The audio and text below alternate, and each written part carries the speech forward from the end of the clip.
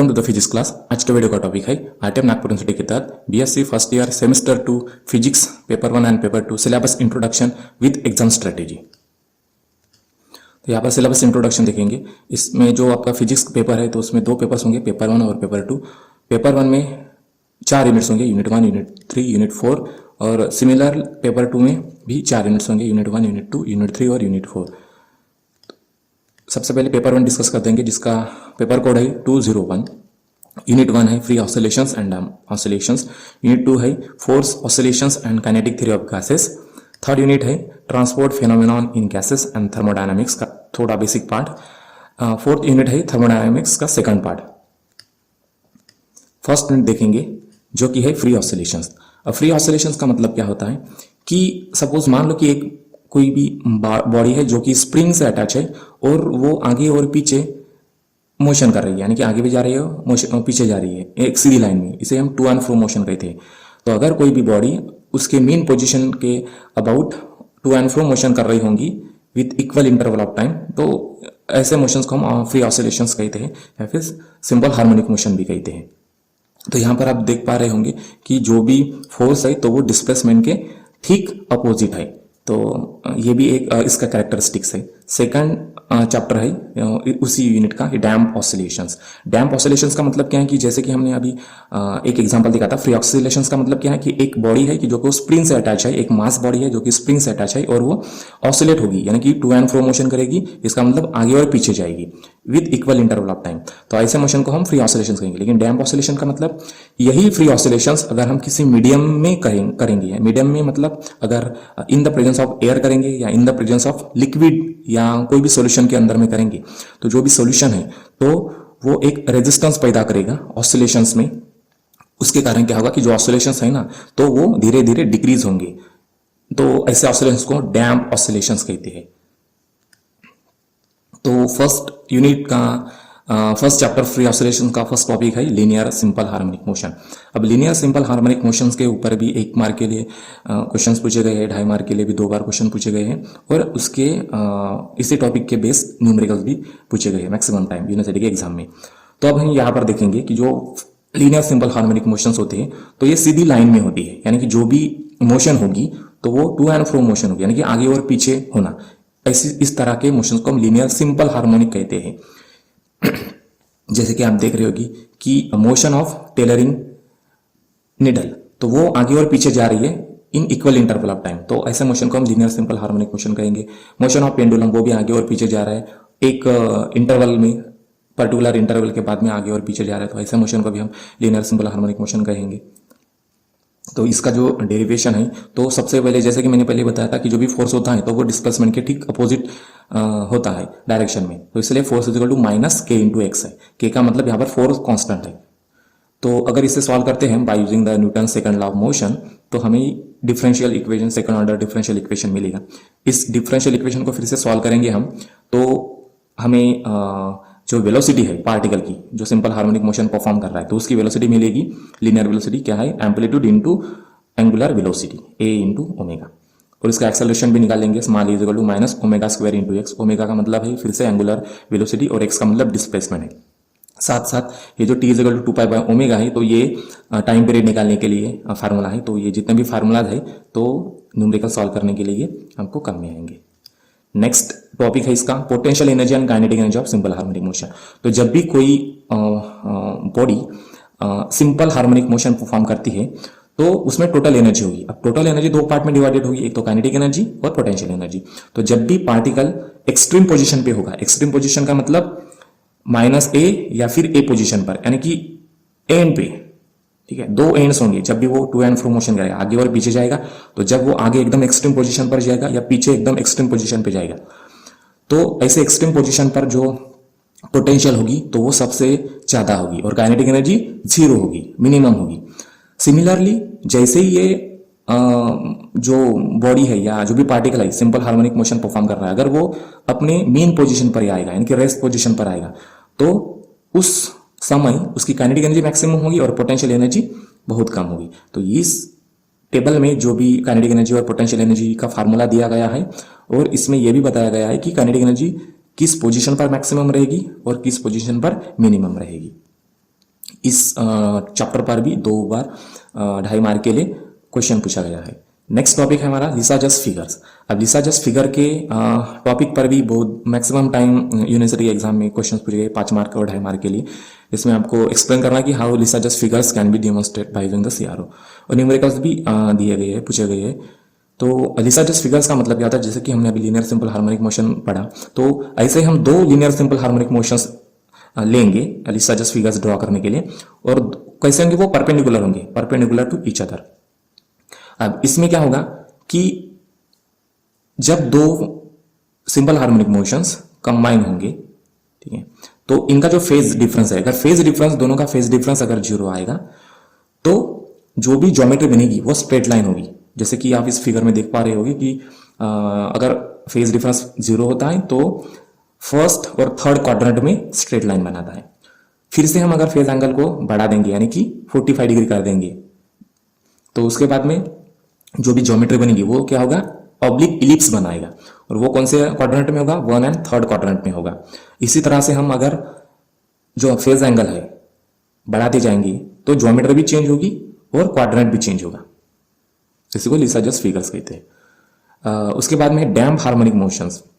अब डैम्प harmonic motion ये unit 1 के 2nd चैप्टर का फर्स्ट टॉपिक है। डैम्प हार्मोनिक मोशन का मतलब क्या है कि जैसे सिंपल हार्मोनिक मोशन होता है तो उसमें कुछ भी रेजिस्टेंस नहीं होता है, यानी कि वो फ्रीली ऑसिलेट करता है, तो इसलिए उसका जो एम्पलीट्यूड होगा तो वो भी कंटिन्यूस मेंटेन होगा, वो कभी डिक्रीज नहीं होगा। लेकिन अगर हम इसी फ्री ऑसिलेशंस को किसी मीडियम में करते हैं, मीडियम का मतलब एयर मीडियम में करते हैं या फिर लिक्विड मीडियम में करते हैं, तो लिक्विड की वजह से क्या होगा, लिक्विड जो होगा तो वो रेजिस्टेंस पैदा करेगा ऑसिलेशंस में, तो इसकी वजह से जो एम्पलीट्यूड है तो वो धीरे धीरे डिक्रीज होना शुरू होगा। इसी को हम डैम्प हार्मोनिक ऑसिलेशंस या डैम्प हार्मोनिक मोशंस कहते हैं। और जो भी मीडियम है यानी कि लिक्विड है या एयर हो उसको हम डैम्पर कहेंगे, डैम्पर मीडियम। तो इस टॉपिक पर भी 3 बार क्वेश्चन पूछा गया 5 मार्क के लिए, और एक बार क्वेश्चन पूछा गया है। न्यूमेरिकल भी 3 बार पूछा गया, सेम न्यूमेरिकल 3 बार इस टॉपिक के ऊपर पूछा गया है। तो नेक्स्ट हमारा टॉपिक है potential energy and kinetic energy of damp harmonic motion. Same question ये 2 बार 3 मार्क के लिए पूछा गया है इधर पार्ट में। तो अब इसमें क्या होगा कि जब भी डैम्प हार्मोनिक मोशन होगी किसी मीडियम में होगी, फ्री ऑसिलेशंस अगर किसी मीडियम में होंगे तो इस मीडियम की वजह से क्या होगा कि जो एम्पलीट्यूड है तो वो धीरे धीरे उसका डिक्रीज होगा because of the resistance of that medium. तो जैसे ही रेजिस्टेंस कम होगा, रेजिस्टेंस की वजह से जो भी ऑसिलेशंस है वो धीरे धीरे डिक्रीज होंगे, तो उसकी जो एनर्जी है, टोटल एनर्जी यानी कि मतलब काइनेटिक एनर्जी और पोटेंशियल एनर्जी दोनों क्या होंगे, एक्सपोनेंशियली डिक्रीज होंगे, ठीक है, एक्सपोनेंशियली डिक्रीज होंगे। तो नेक्स्ट है कि पावर डिसिपेशन। पावर डिसिपेशन के ऊपर भी यहाँ पर न्यूमेरिकल्स पूछे गए 1-1 मार्क के लिए 3 बार, और 2-2 मार्क के लिए क्वेश्चंस पूछे गए कि जिसमें आपको एक्सप्रेशन निकालना है पावर का। अब पावर का एक्सप्रेशन क्या होता है कि जैसे कि मैंने अभी बताया कि जो डैम्प हार्मोनिक मोशन होता है या डैम्प ऑसिलेटर होता है, तो अगर फ्री ऑसिलेशंस किसी मीडियम में हम करते हैं तो मीडियम की वजह से क्या होता है कि जो ऑसिलेशंस में रुकावट आती है तो वो उसका जो ऑसिलेशंस होंगे तो वो या एम्पलीट्यूड होंगे तो वो धीरे धीरे एक्सपोनेंशियली डिक्रीज होना शुरू होगा। तो जैसे ही एक्सपोनेंशियली डिक्रीज होना शुरू होगा तो उसका जो पावर है तो जो उसकी एनर्जी है तो एनर्जी क्या होगी, वो भी डिक्रीज होगी, वो भी डिक्रीज होगी या डिसिपेट होगी। डिसिपेट का मतलब लॉस्ट होगी बिकॉज ऑफ दैट मीडियम। तो इसी को हम क्या कहेंगे, पावर डिसिपेशन कहेंगे। नेक्स्ट यूनिट है यूनिट 2 फोर्स ऑसिलेशंस। अब फोर्स ऑसिलेशंस का मतलब क्या है कि जैसे कि हमने पहले यूनिट में पढ़ा था कि फ्री ऑसिलेशंस वो अपने आप ही जो पेंडुलम या फिर जो भी पार्टिकल्स होता है तो वो ऑसिलेट करने लगता है to and fro motion about its main position within equal interval of time, ठीक है। तो इसको हम फ्री ऑसिलेशंस कहेंगे। लेकिन फोर्स ऑसिलेशंस का मतलब क्या है कि जो भी बॉडी ऑलरेडी फ्री ऑसिलेशंस में है तो उसको हम किसी एक्सटर्नल फोर्स के मदद से उसको ऑसिलेट करवाएंगे और ऑसिलेट करवाएंगे, ठीक है। जैसे कि आप इस फिगर में देख पा रहे होंगे कि जो ये ब्लू कलर का एक मास है तो वो ऑसिलेट हो रहा है, लेकिन उसको कंटिन्यूस ऑसिलेशंस के लिए हमने यहाँ पर एक फिर से दूसरी बॉडी अटैच किया जो कि रेड कलर में दिखाई दे रही है। तो ये रेड कलर के बॉडी क्या है, ये एक्सटर्नल फोर्स अप्लाई करेगा इस ब्लू बॉडी को और इसकी वजह से वो ऑसिलेट होने लगेगा, कंटिन्यूस ऑसिलेट होने लगेगा। तो इसी को क्या कहेंगे, फोर्स ऑसिलेशंस कहेंगे। नेक्स्ट चैप्टर है इस यूनिट का काइनेटिक थ्योरी ऑफ गैसेस। अब काइनेटिक थ्योरी ऑफ गैसेस इसमें हमें क्या पढ़ने को मिलेगा कि जो भी मॉलिक्यूल्स है, गैस के मॉलिक्यूल्स है, तो उसमें इंटरेक्शन क्या होता है मॉलिक्यूल्स के बीच में, और उसमें कोलिजन कैसे होगा, या उसमें जो भी एनर्जी होगी तो एनर्जी किस तरह से डिस्ट्रीब्यूटेड होगी, प्रेशर लॉ क्या है। तो ये सारी चीजें हमें यहाँ पर काइनेटिक थ्योरी ऑफ गैसेस में पढ़ने को मिलेंगी। नेक्स्ट है फोर्स ऑसिलेटर। ये यूनिट 2 के फर्स्ट चैप्टर फोर्स ऑसिलेशन के चैप्टर का फर्स्ट टॉपिक है, फोर्स ऑसिलेटर। अब फोर्स ऑसिलेटर के ऊपर भी 5 मार्क के लिए 3 बार क्वेश्चन पूछा गया है, और 2.5 मार्क और 3 मार्क के लिए भी एक बार क्वेश्चन पूछा गया है। इसमें न्यूमेरिकल भी पूछे गए हैं फोर्स ऑसिलेटर के इसमें। तो फोर्स ऑसिलेटर का मतलब ही क्या है कि जब हम फ्री ऑसिलेशंस को एक्सटर्नल फोर्स सप्लाई करके अगर उसको हम ऑसिलेट करेंगे तो उसे हम फोर्स ऑसिलेटर कहेंगे। नेक्स्ट है क्वालिटी फैक्टर एंड पीजोइलेक्ट्रिक। अब क्वालिटी पीजोइलेक्ट्रिक का मतलब क्या होता है कि अगर सपोज मान लो हमारे पास में क्रिस्टल है, अब क्रिस्टल को हम अगर दो फेसेस को, जो परपेंडिकुलर फेसेस है, अपोजिट फेसेस है, उसको अगर हम मैकेनिकल प्रेशर देंगे तो जो दूसरे साइड के जो फेसेस होंगे अपोजिट फेसेस, तो उसमें क्या होगा कि इलेक्ट्रिसिटी जनरेट होगी, या इलेक्ट्रिक चार्ज या इलेक्ट्रिक पोटेंशियल जनरेट होगा, उसी को पीजो इलेक्ट्रिक इफेक्ट कहते हैं। क्वालिटी फैक्टर हमें क्या बताता है? क्वालिटी फैक्टर में जो रेजिस्टर है या रेजिस्टेंस है, तो रेजिस्टेंस बड़ा है या छोटा है, यानी कि जिस मीडियम में फ्री ऑसिलेशंस हो रहे हैं, तो मीडियम की वजह से जो भी रेजिस्टेंस आएगा तो इसकी वजह से जो एम्पलीट्यूड है वो डिक्रीज होगा। तो एम्पलीट्यूड जो डिक्रीज हो रहा है तो वो रेजिस्टेंस की वजह से हो रहा है। तो ये रेजिस्टेंस ज्यादा है या कम है, तो ये क्वालिटी फैक्टर से बताएगा। तो अगर क्वालिटी फैक्टर क्यू की वैल्यू अगर बड़ी होगी तो आपको शार्प पीक दिखाएगा। ये आप इस फिगर में आप देख पा सकते हो कि जो भी ये पीक है ना, इंटेंसिटी देखो इस पीक की एकदम शार्प है, जो कि रेड कलर में दिखाई दे रहा है। तो इसका मतलब क्या है कि ये शार्प होने की वजह से इसका क्यू फैक्टर ज्यादा रहेगा, यानी कि रेजिस्टेंस जो है वो छोटा है। अगर क्यू फैक्टर ज्यादा है तो अगर क्यू फैक्टर स्मॉल छोटा होगा क्योंकि रेजिस्टेंस ज्यादा होने से कारण, इसलिए ये जो पीक है ना ये ऐसे फैल जाएगा, फिर शार्पनेस नहीं आएगा। तो क्यू फैक्टर कैसे निकाल सकते हैं हम? क्यू फैक्टर निकालने का मतलब इसको ऐसे निकालेंगे, जिस फ्रीक्वेंसी पर आपको पिक मिलेगा, पिक का मतलब एकदम टिप, ठीक है, जो जहां पर पिक मिलेगा इस ग्राफ में देखो, जो पिक की वैल्यू है उसी को हम क्या कहेंगे? F0। वो F0 की वैल्यू होगी, F0 की फ्रीक्वेंसी होगी, ठीक है, डिवाइडेड बाय हम बैंडविड्थ कर देंगे। बैंडविड्थ का मतलब क्या है कि जो भी पीक है ना, तो वहां से हम 70% ले लेंगे, नीचे की तरफ 70% नीचे ले लेंगे, और वहां पे जो पॉइंट्स होंगे दो, F1 और F2, ये इसकी रेंज निकाल देंगे, फ्रीक्वेंसी की रेंज, जिसे हम बैंडविड्थ कहते हैं। तो उससे हम डिवाइड कर देंगे, तो इस फार्मूला में आप देख पा सकते हो। तो इस तरह से हम क्वालिटी फैक्टर्स निकालेंगे। इसके ऊपर में भी न्यूमेरिकल्स और क्वेश्चंस पूछे गए हैं। नेक्स्ट है आपका resonance in force oscillator. Resonance का मतलब क्या है? जैसे कि मैंने पहले बताया आप लोगों को कि जो फोर्स ऑसिलेटर होता है तो उसमें किसी एक्सटर्नल बॉडी के थ्रू फोर्स अप्लाई करके हम ऑसिलेटर को ऑसिलेट करवाते हैं। अगर जो भी हम बाहर से फोर्स अप्लाई कर रहे हैं, तो अगर वो बाहर का फोर्स की फ्रीक्वेंसी और आपके ऑसिलेटर की फ्रीक्वेंसी अगर मैच हो गई तो इसे क्या कहेंगे? हम रेजोनेंस कहेंगे। तो जब भी रेजोनेंस होता है तो बॉडी मैक्सिमम एम्पलीट्यूड में ऑसिलेट करने लगती है, ठीक है। तो इस टॉपिक के ऊपर भी क्वेश्चंस पूछे गए हैं यहाँ पर कि जैसे कि वेलोसिटी रेजोनेंस का मतलब क्या है कि अगर हम जो फ्रीक्वेंसी है यानी कि फोर्स ऑसिलेटर की, यानी कि जो भी हम एक्सटर्नल फोर्स सप्लाई करके ऑसिलेट करवा रहे हैं किसी भी बॉडी को, तो अगर एक्सटर्नल फोर्स की जो फ्रीक्वेंसी है हम इस तरह से उसको मॉडिफाइड करेंगे ताकि जो वेलोसिटी है, एम्पलीट्यूड की वेलोसिटी जो है, तो वो जो वेलोसिटी है ऑसिलेटर की, तो वो बढ़ जाएगी, यानी कि मैक्सिमम वेलोसिटी के साथ में वो ऑसिलेट करने लगेगा। तो ऐसे फ्रीक्वेंसी को क्या कहेंगे? हम वेलोसिटी रेजोनेंस, या ऐसे ऑसिलेटर को हम वेलोसिटी रेजोनेंस कहेंगे, ठीक है। एम्पलीट्यूड रेजोनेंस का मतलब अगर हम फ्रीक्वेंसी इस तरह से एडजस्ट करेंगे, एक्सटर्नल फोर्स की फ्रीक्वेंसी इस तरह से एडजस्ट करेंगे ताकि जो एम्पलीट्यूड है ऑसिलेटर का, तो वो मैक्सिमम एम्पलीट्यूड के साथ में ऑसिलेट करने लगेगा। इसको हम क्या कहेंगे? एम्पलीट्यूड रेजोनेंस कहेंगे। तो इसके ऊपर भी बहुत मैक्सिमम टाइम क्वेश्चंस पूछे गए हैं अलग अलग तरह से, और न्यूमेरिकल भी पूछे गए हैं। Unit 2 kinetic theory of gases जो चैप्टर है उसमें जो फर्स्ट टॉपिक है आपका equipartition of energy. Equipartition of energy इस टॉपिक के ऊपर में भी लगभग 3 बार क्वेश्चन पूछा गया है 2.5 या 3 मार्क के लिए। तो इक्विपार्टीशन ऑफ एनर्जी का मतलब क्या है कि सपोज मान लो कि एक डिब्बा है और डिब्बे में गैस भरी हुई है, तो जो गैस के मोलिकुल्स होंगे, पार्टिकल्स होंगे, तो वो तीनों डायरेक्शन में जाएंगे, एक्स डायरेक्शन, वाई डायरेक्शन और जेड डायरेक्शन में। तो जब भी वो मूव करेंगे तो उनके पास में एनर्जी होगी, उनकी काइनेटिक एनर्जी होगी। तो जो भी टोटल काइनेटिक एनर्जी होगी इस गैस के एटम्स की या मोलिकुल्स की, तो जो टोटल एनर्जी है ना वो 3 भाग में डिवाइड होगी। 3 भाग कौन से? एक्स एक्सिस में, वाई एक्सिस में, जेड एक्सिस में। और जो ये एनर्जी 3 भाग में या 3 डिग्रीज में डिवाइडेड होंगी वो इक्वली डिवाइडेड होंगी, यानी कि एक्स एक्सिस पर जो भी एनर्जी होगी वो सेम होगी, वाई एक्सिस पर जो मोलिकुल जाए उनकी भी एनर्जी सेम होगी, और जेड एक्सिस पर जो भी मोलिकुल जाएंगे तो उनकी भी एनर्जी सेम होगी। इसी को हम इक्विपार्टीशन ऑफ एनर्जी कहते हैं। नेक्स्ट है बॉयल्स लॉ। अब बॉयल्स लॉ के ऊपर में 1 मार्क के लिए क्वेश्चंस पूछे गए हैं, जनरली ज्यादा यानी कि लॉन्ग क्वेश्चंस नहीं पूछे गए हैं।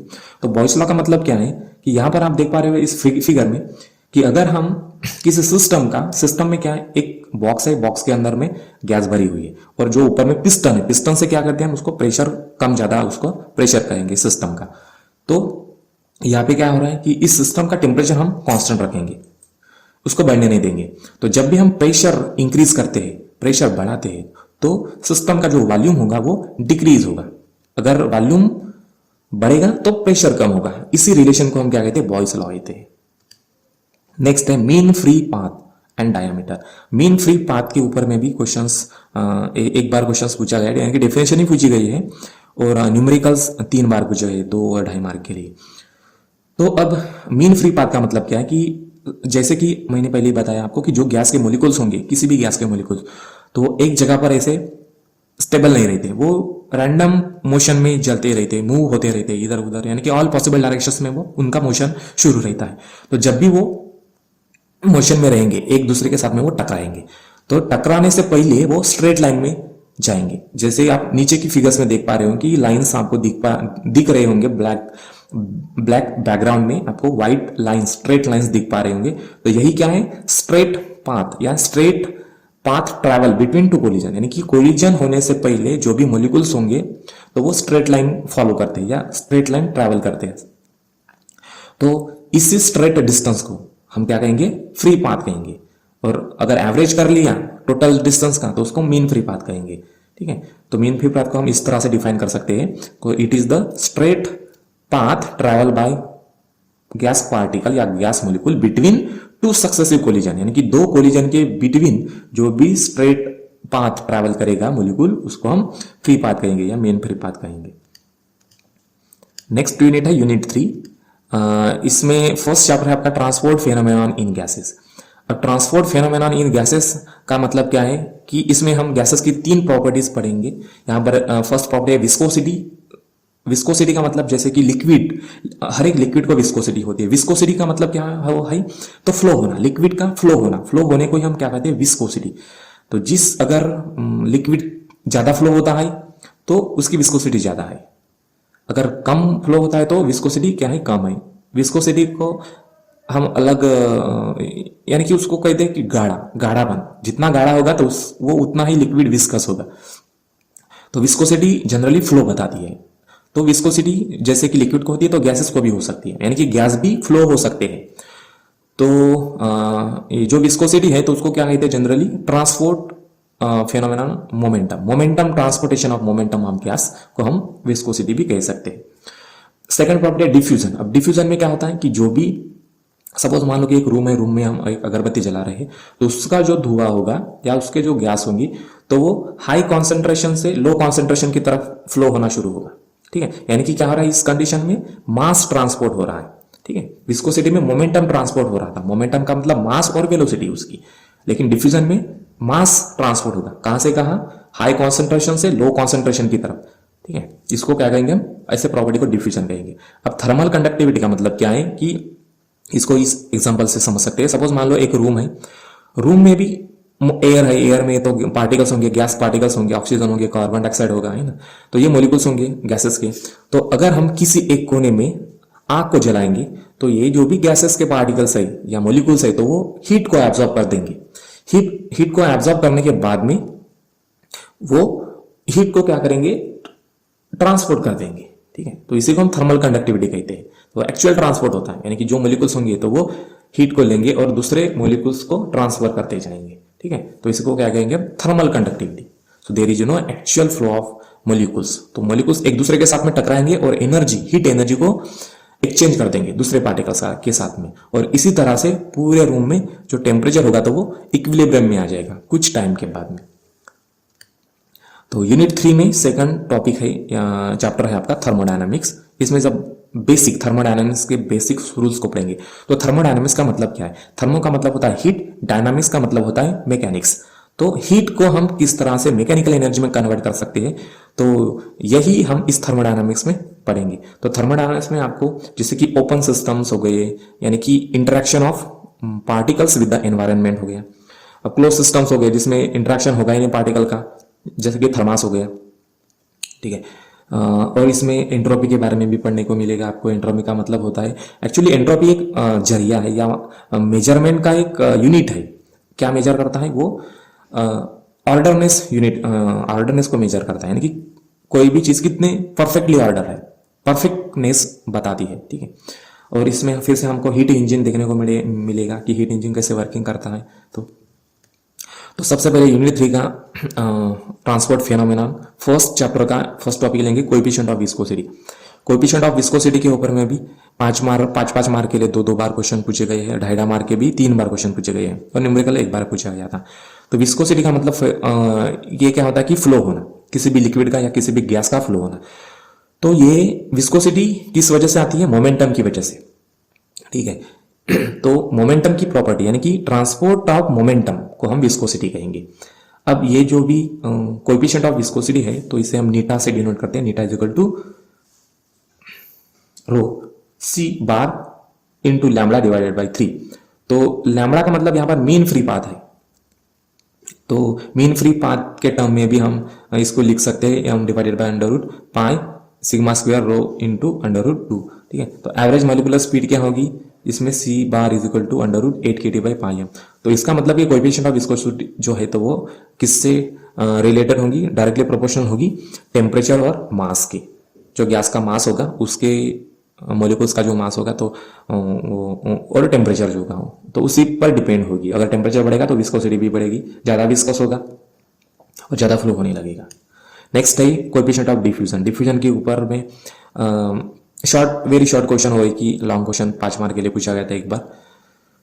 डिफ्यूजन का मतलब क्या है, ट्रांसपोर्टेशन ऑफ मास, यानी कि मास जो होगा, गैस पार्टिकल जो होंगे तो वो हाई कॉन्सेंट्रेशन से लो कॉन्सेंट्रेशन की तरफ ट्रांसपोर्ट होंगे या फ्लो होना शुरू होगा, इसी प्रॉपर्टी को डिफ्यूजन कहेंगे। और डिफ्यूजन प्रेशर के इनवर्सली प्रोपोर्शनल है, प्रेशर बढ़ेगा तो डिफ्यूजन कम होगा, उसी तरह से टेम्परेचर बढ़ेगा तो डिफ्यूजन भी बढ़ेगा।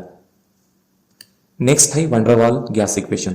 अब gas equation, ideal gas equation क्या है, आइडियल गैस इक्वेशन का मतलब pressure into volume is equal to, n का मतलब number of moles of gas, ठीक है, आर का मतलब गैस कॉन्स्टेंट है, इनटू टी का मतलब टेम्परेचर।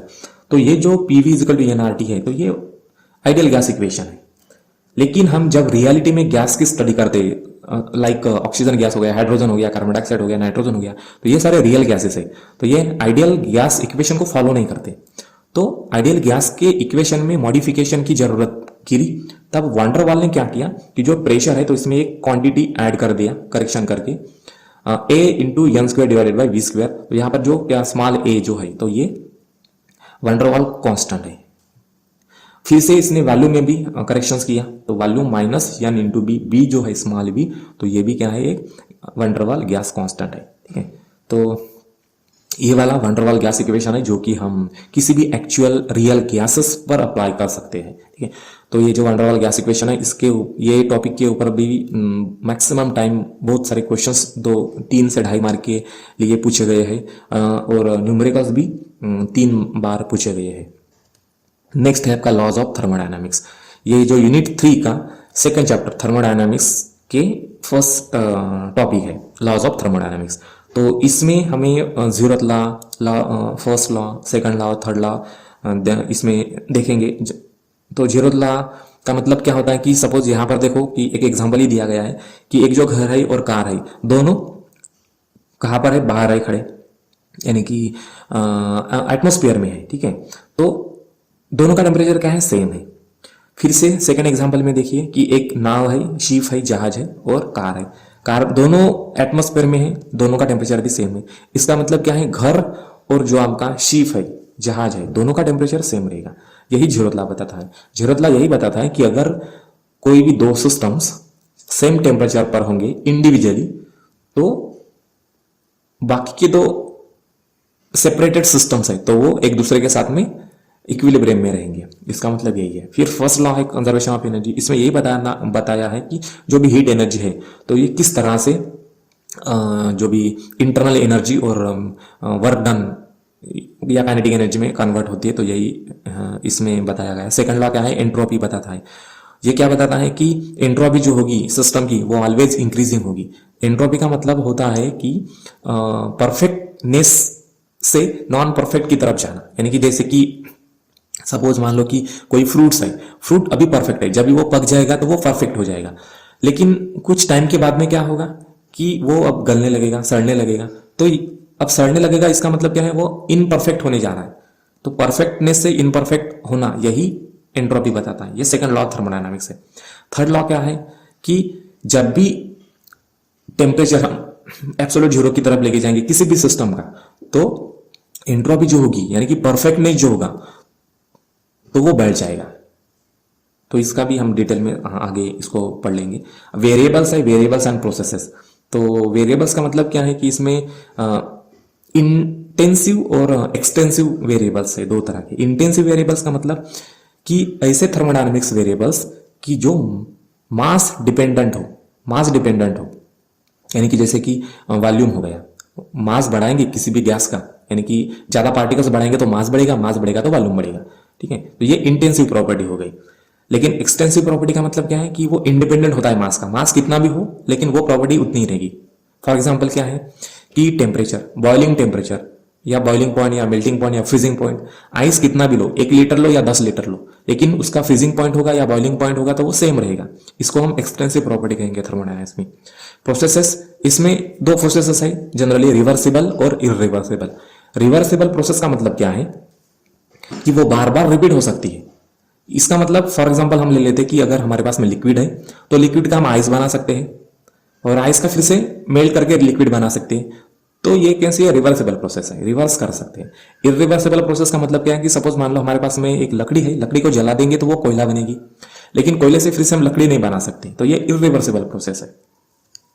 नेक्स्ट है कैरनोट हीट इंजन। अब हीट इंजन पर भी 3-4 बार न्यूमेरिकल्स पूछे गए हैं और लॉन्ग क्वेश्चन और शॉर्ट क्वेश्चन यानी कि तीनों तरह के क्वेश्चंस इस टॉपिक पर भी मैक्सिमम टाइम पूछे गए हैं। तो हीट इंजन क्या मतलब क्या है, हीट इंजन में क्या होता है, एक हॉट रिजर्वायर होता है जिसका टेम्परेचर ज्यादा होता है और एक कोल्ड रिजर्वायर होता है। ठीक है, तो अब ये जो हीट इंजन कैसे काम करता है, जो एक बॉक्स होता है, ठीक है, आइसोलेटेड या इंसुलेटेड बॉक्स होता है, तो उसमें गैस भरी जाती है। अब जो हॉट रिजर्वायर है, यहां से क्या आता है, हीट आती है गैस की तरफ, तो गैस में हीट आ जाएगी तो गैस क्या होगा, एक्सपांड होने लगेगा, यानी कि उसका वॉल्यूम बढ़ेगा। वॉल्यूम बढ़ने से क्या होगा कि जो पिस्टन है ना, तो वो पिस्टन ऊपर की तरफ जाएगा। अब पिस्टन ऊपर की तरफ जाने से जो भी व्हील होगा कनेक्टेड, तो वो अब थोड़ा सा घूमने लगेगा। ठीक है, तो अब घूमने के बाद क्या होगा कि जो हीट इंजन फिर से कोल्ड रिजर्वायर के साथ कनेक्टेड है, तो कोल्ड रिजर्वायर क्या करेगा कि जो गैस है उसको ठंडा करेगा। ठंडा करने से जो गैस होगी तो वो कॉम्प्रेस हो जाएगी। अब कॉम्प्रेस होने से पिस्टन नीचे की तरफ आएगा। तो इस तरह से हीट इंजन का पिस्टन ऊपर नीचे होने से व्हील रोटेट करने लगेगा, जो कि आप इस डायग्राम में देख सकते हो। जैसे हीट मिलेगी गैस को तो वो गैस एक्सपांड होगी, एक्सपांड होने से पिस्टन ऊपर जाएगा और व्हील को आधा घुमाएगा। नेक्स्ट क्या होगा कि जो कोल्ड रिजर्वायर है तो गैस को ठंडा करेगा, उसके करने के बाद में क्या होगा कि जो गैस होगी वो कॉम्प्रेस हो जाएगी। कॉम्प्रेस होने से पिस्टन जो होगा वो अंदर की तरफ जाएगा, तो व्हील है वो फिर से रिमेनिंग आधा चक्कर लगाएगी। तो इस तरह से जो आपका हीट इंजन है ये काम करता है। और हीट इंजन की जो एफिशिएंसी है तो वो 1 - T2 डिवाइडेड बाई T1 से हम कैलकुलेट कर सकते हैं। T2 का मतलब होता है मैक्सिमम टेम्परेचर या हॉट टेम्परेचर, और T1 का मतलब होता है लो टेम्परेचर। तो ये वाला फार्मूला से हम एफिशिएंसी निकाल सकते हैं इस क्या हीट इंजन की, क्या नॉट हीट इंजन की। नेक्स्ट यूनिट है यूनिट 4, उसमें थर्मोडायनामिक्स। तो फर्स्ट थर्मोडायनामिक्स का फर्स्ट टॉपिक है जीरोथ लॉ। जीरोथ लॉ के ओवर में 1 मार्क के लिए 2 बार क्वेश्चंस पूछा गया है इसमें। तो जीरोथ लॉ का मतलब क्या है कि इस हम एग्जांपल से देख सकते हैं कि सपोज मान लो यहाँ पर 3 सिस्टम्स हैं, ए सिस्टम, बी सिस्टम और सी सिस्टम। तो ए सिस्टम और सी सिस्टम दोनों एक दूसरे के साथ में कनेक्टेड है, कांटेक्ट में, थर्मली कांटेक्ट में। तो कुछ टाइम के बाद में क्या होगा, ए और सी का टेम्परेचर कांस्टेंट हो जाएगा। उसी तरह से बी और सी भी एक दूसरे के साथ में थर्मली कांटेक्ट में, तो कुछ टाइम के बाद में बी और सी दोनों का टेम्परेचर कांस्टेंट हो जाएगा, सेम हो जाएगा। इसका मतलब क्या है कि कुछ टाइम के बाद में ए और बी दोनों का टेम्परेचर सेम हो जाएगा सी की वजह से। इसी को क्या कहते हैं हम, जीरोथ लॉ ऑफ थर्मोडायनामिक्स कहते हैं। नेक्स्ट है फर्स्ट लॉ ऑफ थर्मोडायनामिक्स। इसमें भी 2.5 मार्क के लिए 2 बार क्वेश्चन पूछा गया है। तो फर्स्ट लॉ क्या बताता है, एक्चुअली ये एनर्जी कंजर्वेशन लॉ बताता है। एनर्जी कंजर्वेशन लॉ का मतलब क्या है कि सपोज इस एग्जाम्पल से आप इसको ऐसे भी देख सकते हो कि इस बाउल में, ग्लास के बाउल में क्या है, एक गैस भरी हुई है और इसको हम हीट सप्लाई करेंगे। हीट सप्लाई करने से क्या होगा, गैस या जो भी लिक्विड है ना, तो लिक्विड क्या करेगा, ऑब्जॉर्व करेगा हीट को और अपनी एनर्जी बढ़ाएगा, इंटरनल एनर्जी बढ़ाएगा। अब इंटरनल एनर्जी बढ़ाने से क्या होगा कि वो रैंडमली मोशन करने लगेगा, यानी कि प्रेशर अप्लाई करेगा, पिस्टन के ऊपर में ज्यादा प्रेशर अप्लाई करेगा। प्रेशर अप्लाई करने से क्या होगा कि जो व्हील होगा वो घूमने लगेगा। इसी को क्या कहते हैं, वर्क डन करते हैं। तो फर्स्ट लॉ हमें बताता है कि डीक्यू का मतलब हीट, जो भी हीट सप्लाई करेंगे तो उसमें से थोड़ी सी हीट गैस अपनी खुद की इंटरनल एनर्जी बढ़ाएगा और आधी जो हीट है उसको वो मैकेनिकल वर्क में काम लाएगा। यही हमें फर्स्ट लॉ बताता है। सेकंड लॉ के ऊपर में भी क्वेश्चंस पूछे नहीं गए अभी तक, लेकिन ये एंट्रोपी के बारे में बताता है। एंट्रोपी का मतलब क्या होता है, परफेक्टनेस। ठीक है, लो एंट्रोपी का मतलब परफेक्टनेस और हाई एंट्रोपी का मतलब क्या होता है, इनपरफेक्टनेस। तो अब इस एग्जांपल से आप देख सकते हो कि लो एंट्रोपी है तो ये जो भी डॉट्स है या जो भी मॉलिक्यूल्स है तो एकदम सीधी लाइन में एक दूसरे के साथ में बाउंडेड है, यानी कि परफेक्ट ज्योमेट्री है। लेकिन जैसे इसकी एंट्रोपी बढ़ाते हैं तो जो भी ये मॉलिक्यूल्स होते हैं ये रैंडमली अब सेटल डाउन हो रही। इसको इस एग्जांपल से देख सकते हैं कि जो आइस था तो उसका टेम्परेचर कम था, यानी कि उसमें परफेक्टनेस था। जैसे हम उसको हीट से मेल्ट करने जाएंगे तो जो भी मॉलिक्यूल्स होंगे या एटम्स होंगे तो अब एक दूसरे से लूज होना शुरू हो जाएंगे, एक दूसरे से दूर दूर जाना शुरू हो जाएंगे। तो इस तरह से उनका जो परफेक्टनेस होगा तो वो धीरे धीरे कम होने जाएगा, यानी कि एंट्रोपी बढ़ेगी। नेक्स्ट है थर्ड लॉ। थर्ड लॉ के ऊपर में भी 2 बार क्वेश्चन 1 मार्क के लिए पूछा गया है।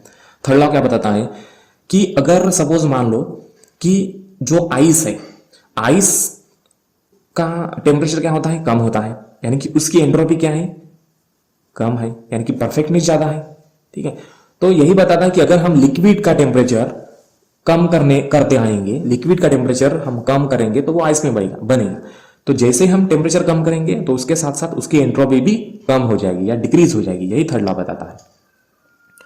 अब एंट्रोपी के ऊपर में मैक्सिमम क्वेश्चंस पूछे गए हैं, तो ये टॉपिक एग्जाम के नजरे से बहुत ज्यादा इंपॉर्टेंट है। इसमें भी न्यूमेरिकल्स 2 बार न्यूमेरिकल्स पूछे गए हैं और क्वेश्चंस 5-6 बार पूछे गए 2.5 और 3 मार्क के लिए। तो एंट्रोपी क्या बताता है हमें यहाँ पर कि जैसे देखिए यहाँ पर सॉलिड जो है ना, सॉलिड की एंट्रोपी कैसे होगी, कम होगी, यानी कि परफेक्टनेस ज्यादा होगा। जैसे ही उसको टेम्परेचर देंगे तो वो लिक्विड में चेंज हो जाएगा। अब लिक्विड में चेंज होने से क्या होगा कि जो ये एटम्स मॉलिक्यूल्स है तो वो एक दूसरे से थोड़े से दूर जाने लगेंगे, लूज होने लगेंगे। तो लिक्विड की एंट्रोपी बढ़ेगी, इसका मतलब उसका परफेक्टनेस कम होगा, यानी कि इम्परफेक्ट होना शुरू होगा सिस्टम। फिर से इस लिक्विड को टेम्परेचर बढ़ाएंगे तो ये गैस में कन्वर्ट हो जाएगा। गैस के मॉलिक्यूल्स एक दूसरे से इतने दूर होते हैं कि वो रैंडम मूव करने लगते हैं, कभी भी स्टेबल नहीं होते हैं। तो ये और इनपरफेक्ट होगा सिस्टम, यानी कि इसकी एंट्रोपी और ज्यादा बढ़ेगी। इसी को हम एंट्रोपी कहते हैं। नेक्स्ट है आपका last topic, joule Thompson effect. इसके ऊपर में भी 5-3 मार्क के लिए 1-1 बार क्वेश्चन पूछा गया है और 1 मार्क के लिए 1 ही बार पूछा गया है। तो जूल थॉम्सन इफेक्ट क्या बताता है कि अगर हम किसी गैस को सबसे पहले एक्सपांड करेंगे, सबसे पहले क्या करेंगे, कॉम्प्रेस करेंगे, यानी कि पिस्टन को प्रेशर अप्लाई करेंगे तो वो कॉम्प्रेस हो जाएगी गैस। अब कॉम्प्रेस होने के बाद में उसको फिर से एक्सपांड कर देंगे तो उस गैस का टेम्परेचर डिक्रीज होगा और जो भी गैस है वो लिक्विड में कन्वर्ट होगी। इसी इफेक्ट को जूल थॉम्सन इफेक्ट कहा जाता है। और जूल थॉम्सन इफेक्ट किसी भी गैस, एयर, कोई भी गैस हो, लिक्विड, ऑक्सीजन हो, हाइड्रोजन हो या कार्बन डाइऑक्साइड हो, तो उन गैसेस को लिक्विड में बनाने के लिए काम में आती है। तो इस डायग्राम से आप देख पा सकते हो कि जैसे हम गैस को एक्सपांड करते हैं तो उसका टेम्परेचर क्या होता है कि डिक्रीज हो जाता है और वो अल्टीमेटली लिक्विड में कन्वर्ट हो जाती है। नेक्स्ट है पेपर 2, जिसका पेपर कोड है 202। इसमें फर्स्ट यूनिट है ग्रेविटेशन, सेकंड यूनिट है एस्ट्रोफिजिक्स, थर्ड यूनिट है मैग्नेटिज्म और फोर्थ यूनिट है मैग्नेटोस्टैटिक्स। तो सबसे पहले हम यूनिट 1 देखेंगे। यूनिट 1 है आपका ग्रेविटेशन। अब ग्रेविटेशन में आपको क्या पढ़ने को मिलेगा, तो कि यहाँ पर जो भी सेलेस्टियल बॉडीज है, जो भी प्लैनेट्स है, स्टार्स हैं, तो ये जो रोटेट हो रहे हैं, तो केप्लस के जो लॉज है, तो केप्लस के जो 3 लॉज है, तो वो पढ़ने को मिलेगा। केप्लस के लॉ बताएंगे कि कैसे प्लैनेट सन के सराउंडिंग में किस ऑर्बिट में घूमते हैं, तो ये पढ़ने को मिलेगा। और जो न्यूटन्स के जो लॉज है, लॉज फॉर ग्रेविटेशन, तो न्यूटन्स के लॉज भी हमें यहाँ पर पढ़ने को मिलेंगे। ग्रेविटेशनल फील्ड, ग्रेविटेशनल पोटेंशियल, तो ये सारी चीजें हमें यहाँ पर पढ़ने को मिलेंगी। तो ग्रेविटेशनल में फर्स्ट टॉपिक है हमारा केप्लस लॉ ऑफ प्लैनेटरी मोशन। तो इसमें 2.5 मार्क के लिए 2 बार क्वेश्चन पूछा गया और 1 बार न्यूमेरिकल पूछा गया था। तो फर्स्ट लॉ क्या बताता है कि ये फर्स्ट लॉ हमें बताता है कि जितने भी प्लैनेट्स हमारे सोलर सिस्टम में हैं, तो ये एक इलिप्टिकल ऑर्बिट में घूमते हैं। सन के सराउंडिंग में इलिप्टिकल ऑर्बिट में घूमते हैं, और जो सन होगा तो किसी भी एक फोकस में होगा, इलिप्स के। तो इसी को हम फर्स्ट लॉ केप्लस का फर्स्ट लॉ कहते हैं। फिर सेकंड लॉ क्या बताता है कि जो भी प्लैनेट्स है, ठीक है, तो इस प्लैनेट की एरियल वेलोसिटी, यानी कि वेलोसिटी पर यूनिट एरिया, ये कैसे कांस्टेंट है। इसका मतलब कि जो भी एरिया ट्रैवल करेगा कोई भी प्लैनेट, तो वो इक्वल होगा। तो जब भी प्लैनेट सन के नजदीक जाएगा, तो ग्रेविटी की वजह से उसकी स्पीड बढ़ेगी। तो नजदीक जाएगा तो ग्रेविटी की वजह से प्लैनेट की स्पीड बढ़ेगी और वो ज्यादा स्पीड से वहां से गुजरेगा। लेकिन जैसे ही वो सन से दूर पर जाता है, उससे दूर जाता है, तो उसकी स्पीड धीरे हो जाती है। लेकिन जो भी एरिया वो कवर करता है, तो वो सेम ही रहेगा जब वो नजदीक होता है तब। इसी को हम सेकंड लॉ कहते हैं। थर्ड लॉ क्या है? थर्ड लॉ हमें यह बताता है कि सन से जो भी प्लैनेट जितना दूरी पर होगा, उतना उसका पीरियड ऑफ रिवॉल्यूशन ज्यादा होगा। यानी कि सन का एक चक्कर लगाने के लिए जितना भी वक्त लगता है या टाइम लगता है, उसको कहते हैं हम पीरियड ऑफ रिवॉल्यूशन। तो सबसे नजदीक का प्लैनेट है सन से मर्क्यूरी। मर्क्यूरी सबसे नजदीक होने के कारण उसका टाइम पीरियड ऑफ रिवॉल्यूशन 3 महीने का ही है। लेकिन सबसे दूरी पर कौन है? नेपच्यून। सो नेपच्यून सबसे दूरी पर होने के कारण उसका जो टाइम पीरियड ऑफ रिवॉल्यूशन है, यानी कि सन के सराउंडिंग में एक चक्कर लगाने के लिए जो भी टाइम लगता है उसको, तो वो बहुत ज्यादा है। यानी कि 100 या 150 साल लगते हैं उसको सन का एक चक्कर लगाने के लिए। तो ये हमें थर्ड लॉ बताता है। नेक्स्ट है न्यूटन्स लॉज ऑफ ग्रेविटेशन। से इस टॉपिक के ऊपर में भी क्वेश्चंस पूछे गए हैं 2.5, 3 और 5 मार्क के लिए, और न्यूमेरिकल भी 2 या 2.5 मार्क के हिसाब से पूछे गए हैं। तो यहां पर देखेंगे कि न्यूटन्स लॉ ऑफ ग्रेविटेशन क्या है। न्यूटन्स ये बताया न्यूटन्स ने कि जब भी कोई 2 मासेस होंगे, चाहे वो कितनी भी दूरी पर हो या कितने भी पास हो, लेकिन उनके बीच में एक ग्रेविटेशन फोर्स ऑफ अट्रैक्शन रहेगा। ठीक है, ग्रेविटेशन फोर्स ऑफ अट्रैक्शन रहेगा। तो वो जो ग्रेविटेशन फोर्स ऑफ अट्रैक्शन रहेगा, तो वो किसके बराबर रहेगा? वो दोनों मासेस के प्रोडक्ट के बराबर रहेगा, और इनवर्सली प्रोपोर्शनल होगा डिस्टेंस के स्क्वायर में। यानी कि जितने ज्यादा नजदीक होंगे तो फोर्स भी ज्यादा होगा, और जैसे जैसे वो एक दूसरे से दूर जाएंगे तो जो ग्रेविटेशनल फोर्स होगा या ग्रेविटेशनल पुल होगा, तो वो वीक होता जाएगा। नेक्स्ट है ग्रेविटेशन फील्ड। अब ग्रेविटेशन फील्ड के ऊपर में भी 2 बार क्वेश्चन पूछा गया है कि इसमें आपको जो सॉलिड स्फीयर है, तो उसकी ग्रेविटेशनल पोटेंशियल और ग्रेविटेशनल फील्ड निकालना है। तो ग्रेविटेशनल फील्ड का मतलब क्या है?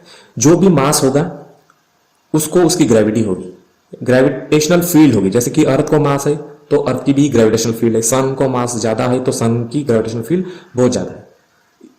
इसके कारण वो दूसरे प्लैनेट्स को अपनी तरफ बांध कर रखता है, अपने साथ बांध कर रखता है। तो ग्रेविटेशन फील्ड जो होगी, तो स्पीरिकल शेल और सॉलिड स्पीयर के लिए अलग अलग होगी। तो इस टेबल में आपको किस जगह पर कितनी पोटेंशियल और कितनी ग्रेविटेशन फील्ड होगी, तो वो इस टेबल से आप देख सकते हो या निकाल सकते हो। नेक्स्ट है ग्रेविटेशनल पोटेंशियल। अब ग्रेविटेशनल पोटेंशियल का मतलब क्या होता है कि ये हमें बताता है कि अगर हम किसी पॉइंट को ग्रेविटेशनल फील्ड में लाना है, तो हमें वर्क डन करना पड़ेगा। तो जो भी वर्क डन करना पड़ेगा, तो वो वर्क डन पोटेंशियल एनर्जी के फॉर्म में स्टोर रहेगा। उसी को हम ग्रेविटेशनल पोटेंशियल कहते हैं। ग्रेविटेशनल पोटेंशियल हमेशा माइनस में आता है। तो ये क्यों आता है? क्योंकि ग्रेविटेशनल पोटेंशियल माइनस का मतलब ये बाउंडेड है, किसी भी मास के साथ में ये बाउंडेड है। ठीक है, इसलिए ये माइनस होता है। और माइनस इसलिए भी होता है क्योंकि ये जो वर्क डन हो रहा है ना, तो ये ग्रेविटी से हो रहा है। ठीक है, तो इस पोटेंशियल भी आप इस टेबल से निकाल सकते हो। नेक्स्ट है आपका गॉस थ्योरम। अब गॉस थ्योरम क्या बता दी हमें, इसके ऊपर में भी 2.5 मार्क के लिए 2 बार क्वेश्चन पूछा गया है। इसमें एक्सप्रेशन निकालना है गॉस लॉ का। गॉस लॉ क्या बताता है? गॉस लॉ हमें ये बताता है कि जो भी फ्लक्स होगा, ग्रेविटेशनल फ्लक्स होगा, ठीक है, तो वो किसके ऊपर डिपेंड रहेगा? वो डायरेक्टली मास के ऊपर डिपेंड रहेगा। फाई का मतलब फ्लक्स है। इसको हम कैसे लिख सकते हैं कि integral of gravitational field into area, यानी कि ग्रेविटेशनल फील्ड किसी भी एरिया को क्रॉस करेगी, that is called the gravitational flux. तो जो भी फ्लक्स होगा तो वो डायरेक्टली मास के ऊपर डिपेंड रहेगा, यानी कि सबसे ज्यादा फ्लक्स किसका होगा? सन का होगा, क्योंकि उसका मास ज्यादा है, और मून का मास कम है तो उसका फ्लक्स भी कम होगा। नेक्स्ट है ग्रेविटेशनल सेल्फ एनर्जी। अब ग्रेविटेशनल सेल्फ एनर्जी के ऊपर में भी क्वेश्चंस 2.5 मार्क और 3 मार्क के लिए 2 बार पूछे गए हैं, और न्यूमेरिकल भी पूछे गए 2.5 मार्क के लिए। तो gravitational self energy of Galaxy पर भी क्वेश्चंस पूछे गए हैं, ठीक है। तो अब ग्रेविटेशनल सेल्फ एनर्जी का मतलब क्या है कि अगर देखो गैलेक्सी किस चीज़ की बनी हुई है, उसमें बहुत सारे स्टार्स होंगे, बहुत सारे प्लैनेट्स होंगे, तो जो भी प्लैनेट होगा या जो भी स्टार होगा तो वो किसी ना किसी पार्टिकल से बना हुआ होगा। तो जो भी छोटे छोटे पार्टिकल्स हम बाहर से एक जगह पर लाएंगे जहां पर भी प्लैनेट बना हुआ होगा या जहां पर भी स्टार बना हुआ होगा, तो ये छोटे छोटे पार्टिकल्स लाने के लिए जो भी वर्डन करना होता है, ठीक है, सो वो उसी वर्डन को हम ग्रेविटेशनल सेल्फ एनर्जी कहते हैं। नेक्स्ट यूनिट है यूनिट 2। यूनिट 2 है एस्ट्रोफिजिक्स। एस्ट्रोफिजिक्स क्या है? Astrophysics it is a branch of physics which deal with the study of composition motion of the celestial bodies, यानी कि जो स्पेस में जो भी स्टार्स है, प्लैनेट्स है, एस्टेरॉइड्स है, कॉमेट्स है, मेटेरॉइड्स है, ठीक है, तो उसकी स्टडी, उनका कंपोजिशन क्या है, वो किस चीज से बने हुए हैं, तो इस तरह की स्टडी को हम एस्ट्रोफिजिक्स कहते हैं। एस्ट्रोफिजिक्स में इनकी स्टडी की जाती है। तो इसमें आपको ये सारी चीजें पढ़ने को मिलेगा। इस एस्ट्रोफिजिक्स का फर्स्ट टॉपिक है कंस्टिट्यूएंट ऑफ यूनिवर्स।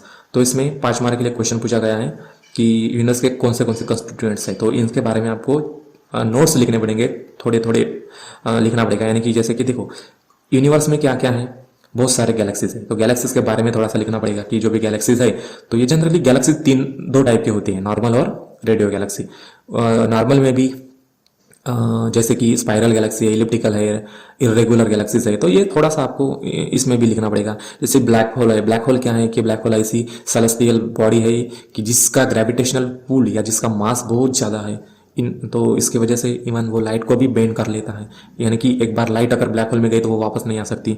उसके बाद में बहुत सारे सोलर सिस्टम्स होंगे गैलेक्सी में, इस यूनिवर्स में, तो थोड़ा सा सोलर सिस्टम के बारे में भी बताना पड़ेगा कि एक सन होता है, उसके सराउंडिंग में बाकी के प्लैनेट्स रिवॉल्व करते हैं, इस सिस्टम को सोलर सिस्टम कहते हैं। उसके बाद में क्या होते हैं? एस्टेरॉइड्स होते हैं। एस्टेरॉइड्स क्या है कि एस्टेरॉइड्स ऐसे सेलेस्टियल बॉडीज है, रॉक है कि जिनका साइज कुछ किलोमीटर से 1000 किलोमीटर तक डायमीटर के हो सकते हैं एस्टेरॉइड्स। और जो आपके कॉमेट्स है, कॉमेट्स क्या होते हैं? ये भी सन के सराउंडिंग में चक्कर लगाते हैं इन पर्टिकुलर टाइम में, और ये जलते हैं, ये दिखते हैं। क्यों? जैसे वो सन के नज़दीक आते हैं तो उसमें जो भी गैस होंगे या जो भी मॉइस्चर होगा या जो भी लिक्विड होगा तो वो कैसे इवेपोरेट होना शुरू होता है। तो इवेपोरेट होने से क्या होगा कि जो अगर वो सन के नज़दीक जाएगा तो सन के रिफ्लेक्शन की वजह से वो हमें ब्राइटनेस उनका दिखाई देगा, वो जलते हुए दिखते हैं। तो इस तरह से आपको थोड़ा सा इसमें लिखना पड़ेगा। इसी सेम टॉपिक के ऊपर यानी कि कंस्टिट्यूएंट ऑफ यूनिवर्स के ऊपर में भी फिर से क्वेश्चन पूछा गया था कि types of galaxy and what are the galaxy. तो गैलेक्सी की जैसे मैंने बताया, गैलेक्सी क्या है? It is a collection of stars, planets, dust, gas, ये सब मिलाकर गैलेक्सी बनती है, ठीक है। तो गैलेक्सी जनरली 2 टाइप की होती है, एक तो नॉर्मल गैलेक्सी और दूसरी होती है रेडियो गैलेक्सी। नॉर्मल गैलेक्सी जो होती है ना, तो small amount of radio waves emit करती है उसमें से। तो जो नॉर्मल गैलेक्सीज है तो वो 3 तरह की हो सकती है, एक तो स्पाइरल गैलेक्सी, दूसरा इलिप्टिकल गैलेक्सी और रैंडम गैलेक्सी, इरेगुलर गैलेक्सी बोलते हैं उसको।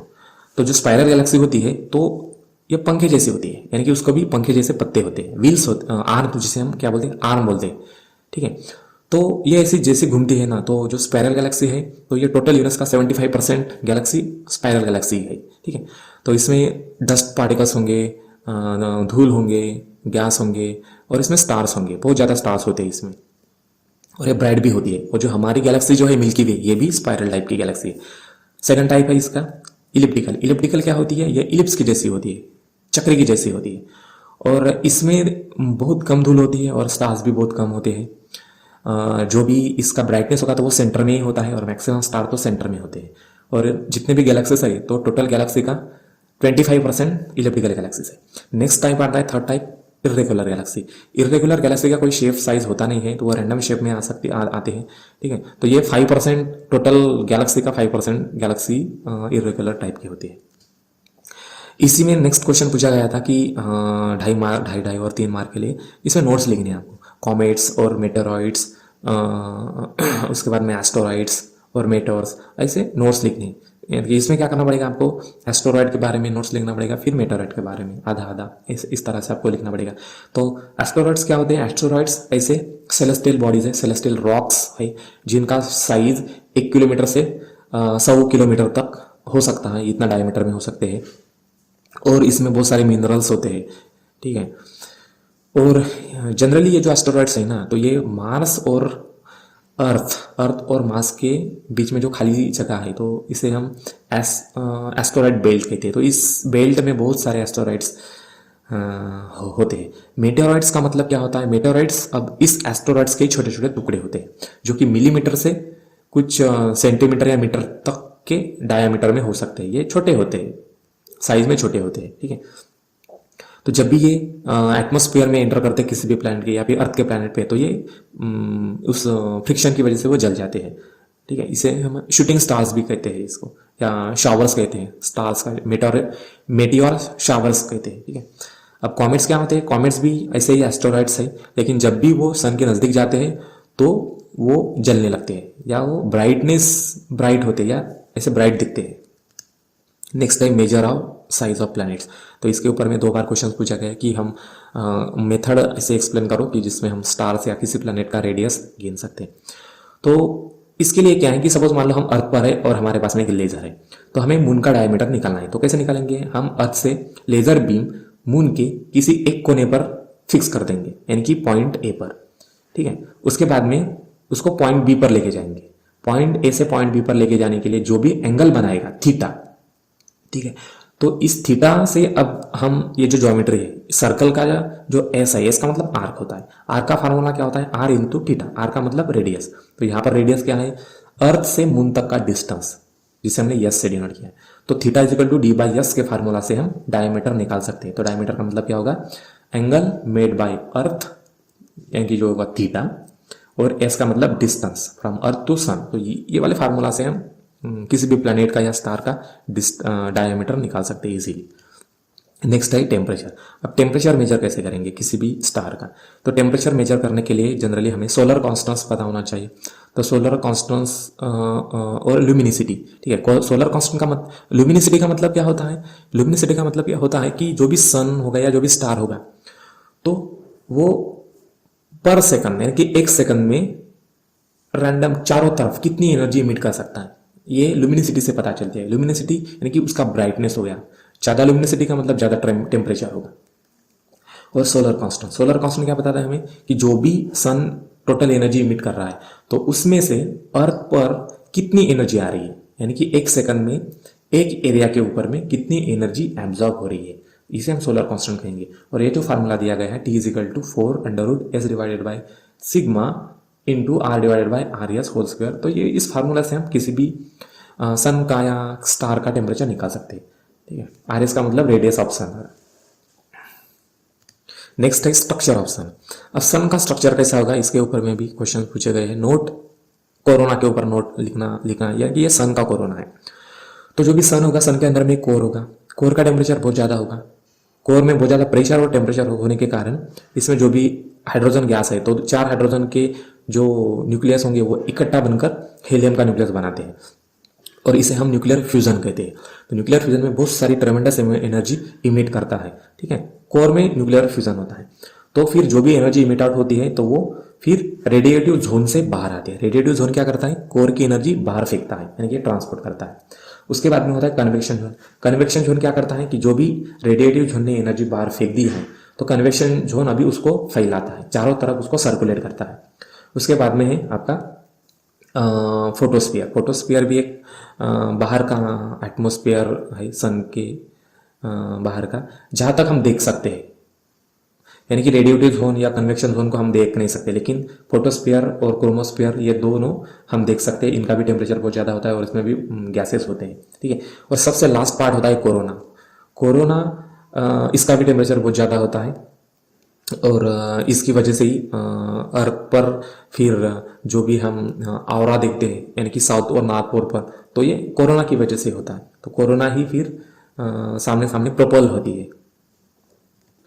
नेक्स्ट है सोलर लुमिनिसिटी। तो सोलर लुमिनिसिटी का मतलब क्या होता है कि जो भी स्टार होगा तो एक सेकंड में कितनी एनर्जी इमिट कर सकता है, कितनी एनर्जी वो इमिट कर सकता है या एग्जॉस्ट कर सकता है, इसी को हम क्या कहते हैं सोलर लुमिनिसिटी। इसके ऊपर में भी मैक्सिमम टाइम क्वेश्चंस और न्यूमेरिकल्स पूछे गए हैं। तो जितने भी गैलेक्सी में स्टार्स होंगे तो इनको एक कैटेगरी में डिवाइड किया है, हमने क्लासिफाइड किया है।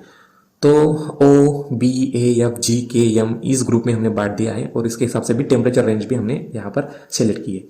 तो जो हमारा सन है तो वो जी कैटेगरी का है, यानी कि उसका कलर कैसा है, पीला कलर है। पीला कलर है इसलिए उसका टेम्परेचर कितना होगा, 5000 से 6000 केल्विन डिग्री सेल्सियस होगा। ठीक है, तो इसी और ये जो ल्यूमिनिसिटी है तो ये हम इस स्पेक्ट्रोग्राम से ही कैलकुलेट कर सकते हैं। नेक्स्ट है कॉस्मोलॉजिकल थ्योरी। अब कॉस्मोलॉजिकल थ्योरी का मतलब क्या है कि जो भी ये यूनिवर्स बना है तो ये यूनिवर्स कैसे बना है, तो ऐसे बहुत सारे यानी कि 2-3 टाइप के थ्योरी दी गई। जैसे कि उसमें से एक बिग बैंग थ्योरी है। बिग बैंग थ्योरी क्या बताती है कि सबसे पहले जो भी मास था तो एक सिंगुलैरिटी भी था। सिंगुलैरिटी का मतलब एक डॉट में बहुत ज्यादा मास डेंस था। अब वो एक्सप्लोर हो गया। एक्सप्लोर होने से क्या होगा कि वो फैलता गया और उसका टेम्परेचर धीरे धीरे ठंडा होते आया। ठीक है, वैसे प्लैनेट्स बने, सोलर सिस्टम्स बने, गैलेक्सीज बने। तो ये सारे बिग बैंग थ्योरी बताता है। उसके बाद में steady state theory. Steady state theory क्या बताती है कि जो भी ओवरऑल यूनिवर्स है तो वो कांस्टेंट है, उसका वॉल्यूम कैसे कांस्टेंट है, ना वो घटता है ना बढ़ता है, एकदम स्टेडी है। लेकिन उसमें गैलेक्सीज बनते हैं, डिस्ट्रॉय होते हैं, बनते हैं, डिस्ट्रॉय होते हैं, इस तरह से उन्होंने एक्सप्लेन किया है। ठीक है, उसमें उसके बाद में पल्सेटिंग थ्योरी। पल्सेटिंग थ्योरी क्या बताती है हमें कि जो भी यूनिवर्स है तो वो एक्सपांड होगा फिर से कॉन्ट्रैक्ट होगा, एक्सपांड होगा फिर से कॉन्ट्रैक्ट होगा। तो इससे हम पल्स के तरह से देख सकते हैं। नेक्स्ट है यूनिट 3 मैग्नेटिज्म। अब मैग्नेटिज्म में हमें क्या पढ़ने को मिलेगा, यहाँ पर हमें मैग्नेट्स के बारे में पढ़ने को मिलेगा, मैग्नेटिक प्रॉपर्टीज पढ़ने को मिलेगा और किसी भी मटेरियल में मैग्नेटिज्म क्यों आता है, किसकी वजह से आता है, कितने तरह के मैग्नेट्स है, उसके एप्लीकेशंस क्या है। तो ये सारी चीजें हमें यहाँ पर पढ़ने को मिलेंगे। तो इसमें फर्स्ट टॉपिक हमारा सुपर कंडक्टर। सुपर कंडक्टर के ऊपर में भी क्वेश्चंस और न्यूमेरिकल्स पूछे गए हैं। तो सुपर कंडक्टर क्या है कि जैसे कि हम कहते हैं कि कंडक्टर्स और जो भी मेटल्स है वो सब कंडक्टर है, यानी कि वो इलेक्ट्रिसिटी और हीट को कंडक्ट करते हैं, इसलिए उनको कंडक्टर कहा जाता है। अब सुपर कंडक्टर्स क्या है, सुपर कंडक्टर्स ऐसे कंडक्टर्स है कि जिनकी रेजिस्टेंस क्या होता है, 0 होता है। यानी कि जितना भी पावर्स या जितना भी करंट सुपर कंडक्टर में से फ्लो करवा लो उतना का उतना ही करंट फ्लो होगा, उसमें कोई भी पावर डिसिपेशन या पावर लॉस नहीं होगा। ऐसे मेटल को हम सुपर कंडक्टर्स कहते हैं। लेकिन सुपर कंडक्टर्स जो होते हैं तो वो लो टेम्परेचर पर काम करते हैं, यानी कि -100 के नीचे, इतने टेम्परेचर पर, लो टेम्परेचर पर सुपर कंडक्टर्स काम करते हैं। तो जब भी नॉर्मल मेटल्स का टेम्परेचर हम धीरे धीरे कम करवाते हैं तो एक पर्टिकुलर टेम्परेचर पर वो सुपर कंडक्टर्स बनते हैं। इसी टेम्परेचर को क्रिटिकल टेम्परेचर कहा जाता है। ठीक है, तो क्रिटिकल टेम्परेचर पे जो नॉर्मल मेटल्स होता है तो वो सुपर कंडक्टर बन जाता है। सुपर कंडक्टर जनरली कहाँ पर यूज होता है, क्वांटम कंप्यूटर्स के लिए यूज होता है, जो कि क्वांटम प्रिंसिपल के ऊपर में काम करता है। ये जो भी बुलेट ट्रेन्स है उसमें भी सुपर कंडक्टर्स लेविएशन में काम होता है, या जो भी चिप्स है, कंप्यूटर के चिप्स है तो उसमें भी सुपर कंडक्टर्स यूज होते हैं, यानी कि प्रोसेसिंग के लिए, फास्ट प्रोसेसिंग के लिए। नेक्स्ट है डायमैग्नेटिक मटेरियल। अब डायमैग्नेटिक मटेरियल के ऊपर में भी 3 और 5 मार्क के लिए क्वेश्चन 3 बार पूछा गया। डायमैग्नेटिक मटेरियल ऐसे मटेरियल्स है कि अगर उनको हम मैग्नेटिक फील्ड में रखते हैं तो मैग्नेटिक जो फील्ड होती है, मैग्नेटिक लाइन्स होते हैं तो टर्न होना शुरू होती है, यानी कि उसके थ्रू नहीं जा सकते, उसको क्या करते हैं वो बाहर से निकल के जाते हैं। तो ऐसे मटेरियल को हम क्या कहते हैं, मैग्नेटिक मटेरियल। यानी कि अगर किसी भी मटेरियल को मैग्नेटिक फील्ड में रख देंगे तो जो मैग्नेटिक फील्ड है या मैग्नेटिक लाइन ऑफ फोर्सेस है तो वो क्या होंगे, बेंट होंगे। क्यों बेंट होंगे, क्योंकि जो डायमैग्नेट है तो वो अपोजिट मैग्नेटिक फील्ड बनाएगा, इसीलिए। तो ये वीकली मैग्नेट्स होते हैं। तो इसके एग्जांपल है हेलियम है, जैसे कि आपका डायमंड है, कॉपर है, सिल्वर है, गोल्ड है, ये सब डायमैग्नेटिक मटेरियल्स है। नेक्स्ट है आपका ferromagnetic material. Generally ferromagnetic material बहुत ज़्यादा स्ट्रॉन्ग कैटेगरी में आते हैं ये मैग्नेट्स, जिनके एप्लीकेशन है, जो भी हम स्पीकर्स यूज़ करते हैं तो इसमें भी यूज़ होता है। जो मोटर्स होते हैं, जनरेटर्स होते हैं, उसमें भी फेरोमैग्नेट यूज़ होते हैं। या मैग्नेटिक जो वॉच होती है उसमें भी मैग्नेट यूज़ होता है। और जो आपका रैम रोम स्टोरेज होता है, डेटा स्टोरेज करने के लिए जो भी हम यूज़ करते हैं, तो उसमें भी यूज़ होता है, ट्रांसफार्मर में भी यूज़ होता है। तो फेरोमैग्नेटिक में क्या होता है कि जैसे हम फेरोमैग्नेटिक मटेरियल्स मैग्नेटिक फील्ड में रखते हैं, तो जो डोमेन होते हैं, डोमेन का मतलब it is a collection of atoms having the same spin, यानी कि यहाँ पर देखिए 3 एटम्स है, तीनों का स्पिन एक ही डायरेक्शन में, तो ये डोमेन बनाता है। तो जब भी मैग्नेटिक फील्ड में रखते हैं तो डोमेन मैग्नेटिक फील्ड के डायरेक्शन में अलाइन होते हैं, एक ही डायरेक्शन में, तो इसलिए उनका जो मैग्नेटिक फील्ड होता है तो वो ज़्यादा स्ट्रांग होता है। नेक्स्ट है anti ferromagnetic. Anti ferromagnetic ferromagnetic के उलट एकदम ऑपोजिट होते हैं। कैसे एंटी फेरोमैग्नेटिक का मतलब क्या होता है कि जैसे फेरोमैग्नेटिक में क्या होता है कि जितने भी एटम्स होते हैं सभी एक ही डायरेक्शन में अलाइन होते हैं, लेकिन एंटी फेरोमैग्नेटिक में क्या होता है, वो एक छोड़कर दूसरा यानी कि अपोजिट डायरेक्शन में अलाइन होते हैं। एक अप होगा तो दूसरा डाउन होगा, फिर से अप होगा तो डाउन होगा, यानी कि एक दूसरे को कैंसिल करते हैं। तो ऐसे मेटल्स को एंटी फेरोमैग्नेटिक मटेरियल्स कहा जाता है। इसके एग्जाम्पल है जैसे कि MnO। नेक्स्ट है आपका पैरामैग्नेटिक मटेरियल। पैरामैग्नेटिक मटेरियल ये इस तरह के मटेरियल्स होते हैं कि अगर हम इनको मैग्नेटिक फील्ड में रखते हैं तो मैग्नेटिक फील्ड जो होगी तो इस मटेरियल में से पास होगी। तो जो ये पैरामैग्नेटिक मटेरियल होते हैं तो फेरोमैग्नेटिक से कम मैग्नेटिक होते हैं, तो इसमें बहुत कम अट्रैक्शन होता है फेरोमैग्नेटिक के कंपेयर में। अगर हम फेरोमैग्नेटिक मटेरियल का टेम्परेचर बढ़ाएंगे, ठीक है, बढ़ाते जाएंगे तो एक टेम्परेचर ऐसा आएगा कि वो पैरामैग्नेटिक में कन्वर्ट हो जाएगा, यानी कि उसका मैग्नेटिज्म कम हो जाएगा। तो वैसे टेम्परेचर को हम क्यूरी टेम्परेचर कहते हैं। नेक्स्ट है फेराइड्स। फेराइड्स ये और दूसरे तरह के मैग्नेट्स हैं जो कि हम मैक्सिमम टाइम यूज़ करते हैं बहुत सारे इलेक्ट्रॉनिक गैजेट्स में या कंप्यूटर मेमोरी कार्ड्स में और बहुत सारे रिकॉर्डिंग डिवाइसेस में भी यूज़ करते हैं। तो ये सारे आप एग्जांपल्स में देख सकते हो कि फेराइड जो होते हैं तो कहाँ कहाँ यूज़ होते हैं। जैसे ट्रांसफार्मर में होता है, मैग्नेट्स बनाने में ये होता है, और जो भी इंडक्टर कॉइल होती है वो भी बनाने में होता है।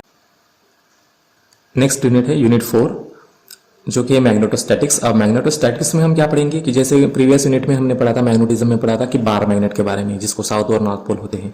लेकिन हम इस मैग्नेटोस्टैटिक्स में ये पढ़ेंगे कि विदाउट मैग्नेट हम मैग्नेटिक फील्ड को कैसे जनरेट कर सकते हैं। यानी कि अगर हम किसी वायर में से अगर करंट को पास कर देंगे तो इस करंट की वजह से उस वायर के सराउंडिंग में भी मैग्नेटिक फील्ड जनरेट होगी, ठीक है। तो ये सारी चीज़ें हम यहाँ पर कॉइल पढ़ेंगे, टोराइड्स पढ़ेंगे, और लॉरेंज फोर्स के बारे में, एम्पियर लूप्स और गॉस थ्योरम के बारे में भी पढ़ेंगे। तो फर्स्ट टॉपिक है इसका magnetic induction and dipole moment. इसके ऊपर में भी क्वेश्चंस और 3 बार क्वेश्चंस पूछे गए। तो डाइपोल मोमेंट का मतलब क्या होता है, जैसे कि जो भी एटम होता है तो एटम में जो इलेक्ट्रॉन्स होंगे तो इलेक्ट्रॉन्स क्या करेंगे, रिवॉल्व कर रहे हैं अभी न्यूक्लियस के सराउंडिंग में। तो फ्लो ऑफ इलेक्ट्रॉन का मतलब होता है करंट। तो जब करंट रिवॉल्व करेंगे एक पर्टिकुलर एक डायरेक्शन में और एक एरिया में, ठीक है, तो वो क्या बनाएगा, एक लूप बनाएगा, करंट लूप बनाएगा। और इस करंट लूप की वजह से क्या होगा कि एटम में मैग्नेटिज्म आता है, इसलिए हर एक एटम एक टाइनी मैग्नेट की तरफ काम करता है। तो ये जो भी करंट है मल्टीप्लाई बाय एरिया, इसको हम क्या कहते हैं, डाइपोल मोमेंट कहते हैं। नेक्स्ट है मैग्नेटाइजेशन। अब मैग्नेटाइजेशन का इसमें भी क्वेश्चंस पूछे गए। मैग्नेटाइजेशन का मतलब क्या होता है कि जो भी मैग्नेट कैसे बना सकते हैं। तो मैग्नेट बनाने के बहुत सारे तरीके हैं। जैसे कि अगर सपोज मान लो नीडल को मैग्नेटाइज करना है तो क्या करेंगे, एक मैग्नेट लेंगे और उसको रब करेंगे, उससे नीडल में मैग्नेटाइजेशन आ जाएगा। या फिर अगर किसी मैग्नेट को जो कि डीमैग्नेटाइज हो गया उसको मैग्नेटाइज करना है तो उसको हम पावर सप्लाई कर देंगे या वोल्टेज सप्लाई कर देंगे थोड़ी देर के लिए। तो उस वोल्टेज की वजह से क्या होगा कि उसमें मैग्नेटाइजेशन अपने आप आ जाएगा। नेक्स्ट है आपका मैग्नेटिक ससेप्टिबिलिटी। अब मैग्नेटिक ससेप्टिबिलिटी का मतलब क्या होता है, जिसे काय से डिनोट किया जाता है, जिसका यूनिट होता नहीं है। तो मैग्नेटिक ससेप्टिबिलिटी भी ये बताता है कि जो भी मैग्नेट होगा तो कोई भी मटेरियल कितने जल्दी मैग्नेटाइज हो सकता है। तो ये हमें ससेप्टिबिलिटी से पता चलेगा। यानी कि इसका मतलब क्या है, ससेप्टिबिलिटी का magnetisation per unit magnetic field. यानी कि अगर हम किसी भी मटेरियल को या सब्सटेंस को मैग्नेटिक फील्ड में रखते हैं तो मैग्नेटिक फील्ड में रखने के कारण उस सब्सटेंस में या मटेरियल में कितनी ज़्यादा मैग्नेटाइजेशन में आया तो वो हमें बताता है। तो यहाँ पर आप इस ग्राफ में देख पा रहे हो कि जो फेरोमैग्नेट होता है उसका काई की वैल्यू बहुत ज़्यादा होती है। इसका मतलब फेरोमैग्नेट बहुत जल्दी से मैग्नेटाइज हो सकते हैं, ठीक है। जैसे कि पैरामैग्नेट कम जो काई की वैल्यू होती है तो वो फेरोमैग्नेट से कम होती है, इसलिए वो वीकली मैग्नेटाइज होते हैं। फिर डायमैग्नेटिक मटेरियल क्या होते हैं कि उनका जो काई वैल्यू होती है वो 0 से कम होती है, यानी कि वो इजीली मैग्नेटाइज नहीं हो सकते। ठीक है, क्योंकि निगेटिव इसीलिए है क्योंकि जब भी हम डायमैग्नेटिक मटेरियल को मैग्नेटिक फील्ड में रखते हैं तो उनकी जो मैग्नेटिक फील्ड होती है ना वो अपोजिट फॉर्म होती है, एक्सटर्नल मैग्नेटिक फील्ड से अपोजिट फॉर्म होती है। और सुपर कंडक्टर की तो निगेटिव ही होती है, यानी 0 से भी बहुत कम निगेटिव होती है। ठीक है, नेक्स्ट है आपका लॉरेंज फोर्स। लॉरेंज फोर्स का मतलब क्या होता है कि जब भी किसी चार्ज पार्टिकल हम इलेक्ट्रिक और मैग्नेटिक फील्ड में रखते हैं तो इलेक्ट्रिक फील्ड और मैग्नेटिक फील्ड की वजह से पार्टिकल के ऊपर में फोर्स अप्लाई होगा। ठीक है, तो एक इलेक्ट्रिक फील्ड की वजह से इलेक्ट्रिक फोर्स होगा और मैग्नेटिक फील्ड की वजह से मैग्नेटिक फोर्स होगा। दोनों को हम कंबाइन करते हैं तो जो एक नेट रिजल्टेंट फोर्स आएगा उसे हम लॉरेंज फोर्स कहते हैं। बायट-सावर्ट्स लॉ। अब बायट-सावर्ट्स लॉ में भी क्वेश्चंस पूछे गए हैं, तो इसमें आपको मैग्नेटिक फील्ड निकालना है स्ट्रेट कंडक्टर की। अगर यानी कि अगर किसी कंडक्टर में से हम करंट को पास करते हैं तो उसके सराउंडिंग में क्या होता है कि मैग्नेटिक फील्ड जनरेट होती है। ठीक है, तो एक सोलेनॉइड भी इसका एक एग्जांपल है कि सोलेनॉइड क्या होता है कि बहुत एक सिरेमिक का ट्यूब होता है जिसके ऊपर हम वाइंडिंग्स करते हैं। ठीक है, तो जैसे हम उस वाइंडिंग में से करंट को फ्लो करते हैं तो सराउंडिंग में मैग्नेटिक फील्ड जनरेट होती है।